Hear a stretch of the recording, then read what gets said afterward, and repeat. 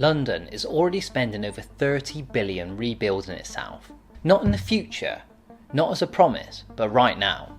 Entire districts are being redesigned, new town centres are being created, and some of the most expensive infrastructure projects in the country are already locked in.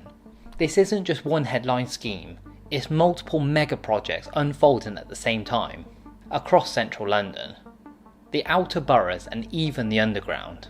What's striking isn't just the scale of the money, but how quietly it's happening.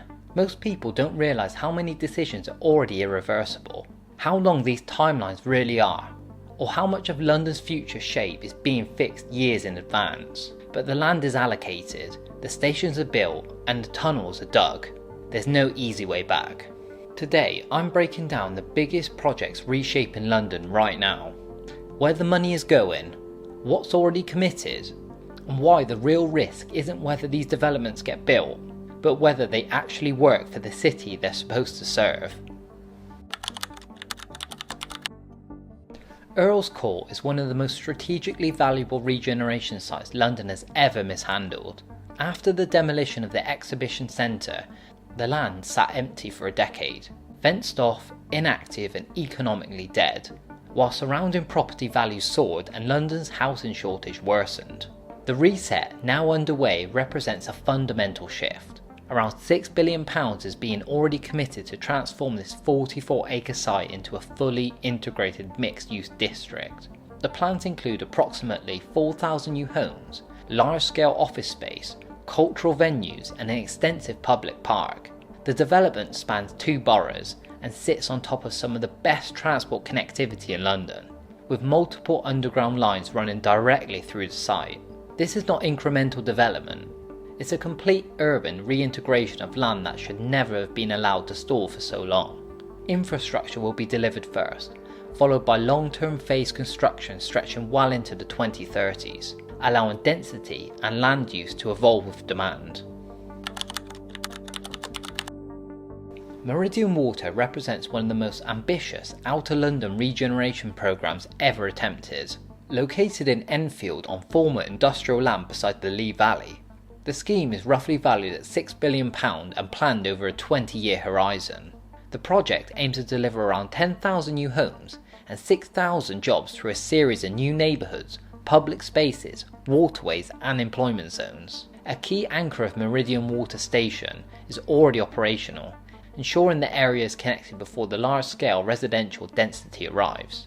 Unlike many London developments, this scheme is led by the local authority rather than driven purely by private land disposal. Phasing, land value and long-term outcomes remain under public control, allowing flexibility in housing mix, tenure and build-out pace. Meridian Water is designed to absorb population growth that inner London can no longer accommodate, without forcing density into areas already under strain.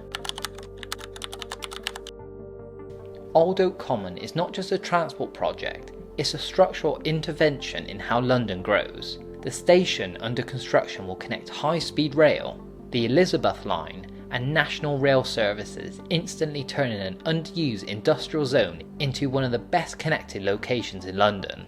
The surrounding station is one of the largest regeneration areas in the country, with long-term plans for tens of thousands of homes and jobs. The strategy here is deliberate. Lock in world-class transport first, and then allow urban density to follow. This approach reduces risk, attracts long-term investment, and avoids the infrastructure lag problems that have plagued previous regeneration schemes. Old Oak Common effectively becomes a new western gateway to London, one whose economic gravity will reshape surrounding boroughs for decades. Brent Cross Town is a complete reimagining of North West London's urban form, backed by approximately £8 billion of investment. The project replaces car-dominated infrastructure and low-density retail land with a fully master-planned town. The scheme is delivering roughly 6,007 new homes, workspace for around 25,000 jobs, schools, healthcare facilities and a major public park. Unlike piecemeal regeneration, residential, commercial and social infrastructure are being built in parallel. Transport upgrades, public realm and employment space are embedded from the outset, rather than retrofitted later. This allows the area to function as a complete urban district rather than a collection of disconnected developments. Brent Cross Town signals a move away from fragmented regeneration towards a full-scale urban replacement. Wood Wharf exists because Canary Wharf's original single-use office model is no longer sufficient. The expansion transformed part of the dockland into a mixed residential and commercial neighbourhood, rather than a pure financial enclave. The project includes more than 3,300 new homes, alongside offices, retail, education facilities, healthcare and public spaces. It introduces round-the-clock activity into an area previously defined by weekday office hours. Phased delivery allows flexibility in response to shifting work patterns, office demand and residential pricing, reducing exposure to any single market shock. Wood Wharf represents proactive adaptation, changing the model before decline makes change unavoidable. The Thames Tidal Tunnel is one of the most expensive and technically complex infrastructure projects London has ever undertaken, costing between £4.5 and £5 billion.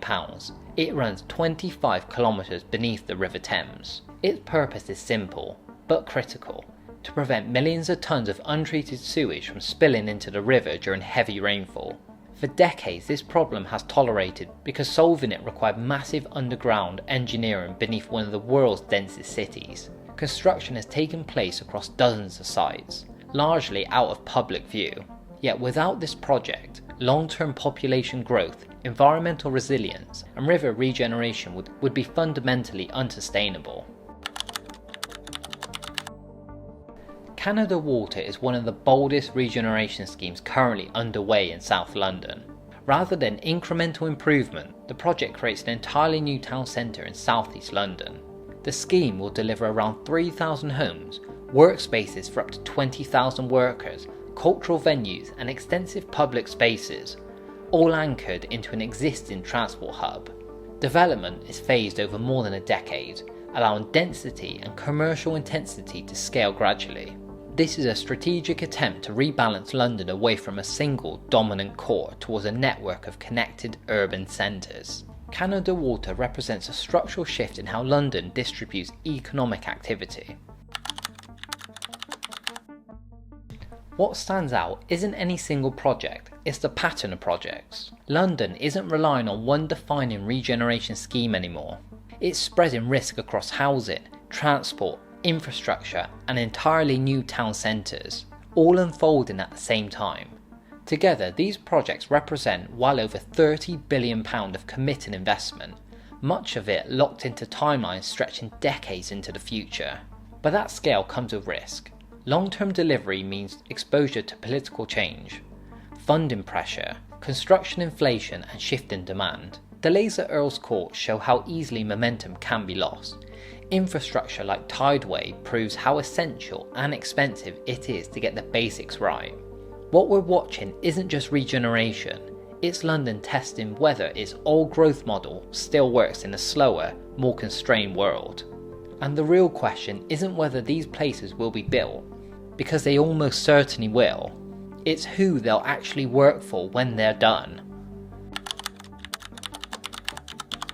London has already crossed a point of no return. The land has been allocated, the infrastructure is ongoing, the billions are committed, not on paper but in concrete, tunnels, stations and long-term delivery contracts. What happens next isn't about vision anymore, it's more about execution. Because every one of these projects shares the same vulnerability: time. They stretch across election cycles, economic cycles, housing cycles, political priorities that haven't even formed yet.